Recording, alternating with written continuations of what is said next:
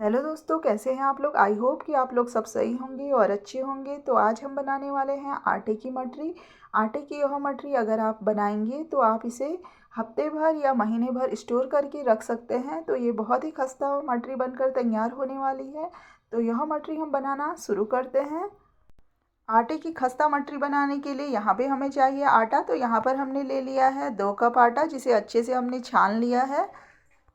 और यहाँ पर हमें चाहिए थोड़ी सी अजवाइन। तो हम ले लेंगे 1 चम्मच अजवाइन, और अजवाइन को हमें हल्के हाथों से इस प्रकार क्रश कर लेना है ताकि जो अजवाइन की खुशबू है वो ज़्यादा आए। तो इस प्रकार हम अजवाइन को इसमें ऐड कर लेंगे। और यहाँ पर ले लेंगे हम थोड़ी सी कलौजी। तो यहाँ पर हमने 1 चम्मच कलौजी ली है और कलौजी को भी इसमें ऐड कर लेंगे। और अब हमें चाहिए थोड़ा सा स्वादानुसार नमक। नमक आप अपने अकॉर्डिंग कम ज़्यादा कर सकती हैं। और इस प्रकार अब मोइन के लिए हम इसमें थोड़ा सा इस प्रकार स्पेस बना लेंगे। आटे की मठरी खस्ता या परतदार बने, इसके लिए मोइन में हम यहाँ पर घी ऐड कर रहे हैं। आप इसकी जगह पर तेल भी डाल सकती हैं। तो यहाँ पर हमने लगभग 1 बड़ा चम्मच घी ऐड कर दिया है और इसे हम हल्के हाथों से इस प्रकार मिक्स कर लेंगे। और मिक्स हमें अच्छे से इसे कर लेना है। मोइन को मिक्स करने का सबसे बेस्ट तरीका यह है कि आप दोनों ही हाथों से इस प्रकार इसे मिक्स करें, वरना जो घी होगा वो एक ही जगह पर रह जाएगा। और इस प्रकार आप इसे अच्छे से मिक्स कर ले तो इससे यह बहुत ही आसान तरीके से मिक्स हो जाता है। तो अब हम आटे को उठाकर देखेंगे तो आटे में इस प्रकार की लोई सी बनने लग जाती है। जब हम इसे हाथ में उठाते हैं तो मुट्ठी बांधते हैं तो देखेंगे कि कुछ ही समय में इसमें इस प्रकार की गाढ़ बन जाएगी। तो इससे यह होगा कि जो हमारा मोइन है वो बिल्कुल परफेक्ट बनकर तैयार हुआ है। तो यहाँ पर देखिए जो मोइन है वो बिल्कुल ठीक डला हुआ है। और अब हम इसमें नॉर्मल पानी ऐड कर देंगे और पानी हमें थोड़ा थोड़ा कर कर ही मिक्स करना है। और इसका एक हार्ड डो लगा लेना है। और पानी आपने ध्यानपूर्वक डालना है। अगर पानी थोड़ा सा भी ज़्यादा हो जाए तो आपकी मठरी खस्ता नहीं बनेगी और परतदार भी अच्छी बनकर तैयार नहीं होगी। तो इस प्रकार आप पानी थोड़ा थोड़ा कर कर ही ऐड करें। तो हमें सख्त सा आटा लगा लेना है।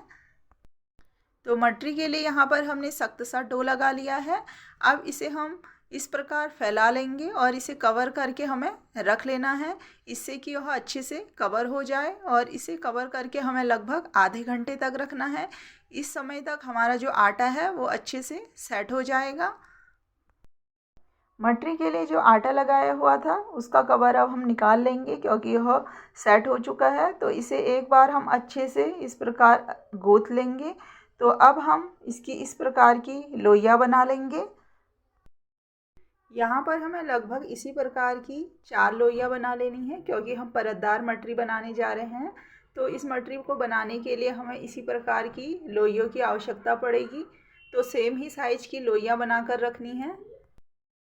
परतदार मटरी बनाने के लिए यहाँ पर हमने ले लिया है लगभग 2 चम्मच आटा और इसमें हमें ऐड कर देना है लगभग 2 ही चम्मच घी। और इन दोनों को अच्छे से हमें मिला लेना है।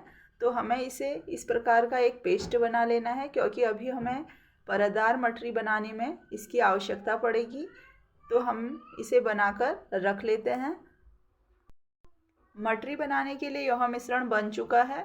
तो अब हम लोइयों को एक एक करके बेल लेंगे। तो यहाँ पर हमने जो लोइयाँ बनाई थी उसमें थोड़ा सा आटा इस प्रकार डाल लेना है और इसे बेलन की सहायता से इस प्रकार बेल लेना है जिस प्रकार हम रोटी को बेलते हैं। और आप इनको मोटाई को इस प्रकार रखिए कि यह ज़्यादा ना मोटी हो और ज़्यादा ना ये पतली हो। तो हमें इन्हें मीडियम साइज का ही रखना है ताकि जो मटरी है वो बहुत ही अच्छी बनकर तैयार हो।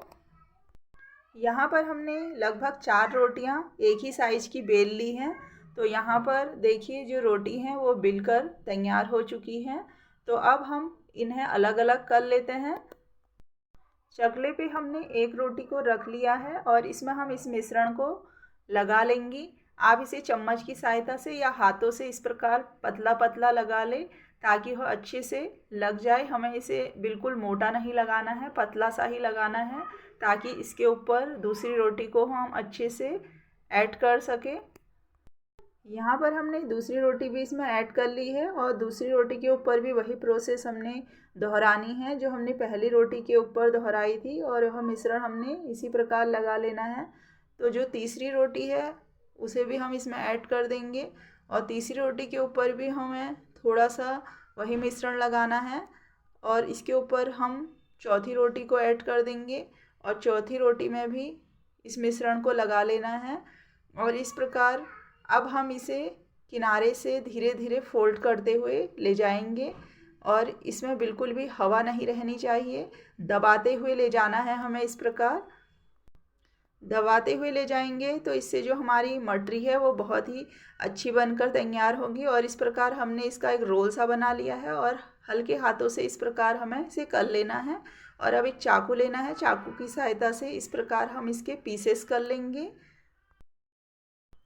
सारे ही पीसेस हमने यहाँ पर इसी प्रकार के कर लेना है और इसके बाद इन्हें अलग से रख लेना है और यहाँ पर एक को उठाकर इस प्रकार रख लेना है। तो देखेंगे जो इसकी परत खुली हुई है इसे इस प्रकार आप दबा लें और उसके बाद ही हमें इसे बेलना है ताकि जब हम इसे तले तो ये खुले ना। और इस प्रकार हमें इसे बेल लेना है। तो दूसरा भी हम इसी प्रकार करेंगे, हाथों से दबा लेंगे और इसके बाद इसे बेल लेंगे। तो सारी ही जो मटरी है उन्हें हमें बेल कर रख लेना है। तो हमारी जो मटरी थी वो बेलकर तैयार हो चुकी है। तो अब हम इन्हें तलने की तैयारी करते हैं। गैस पे हमने एक पैन रख लिया है और पैन में ऑयल ऐड कर लिया है। ऑयल को आपने मीडियम गर्म होने देना है।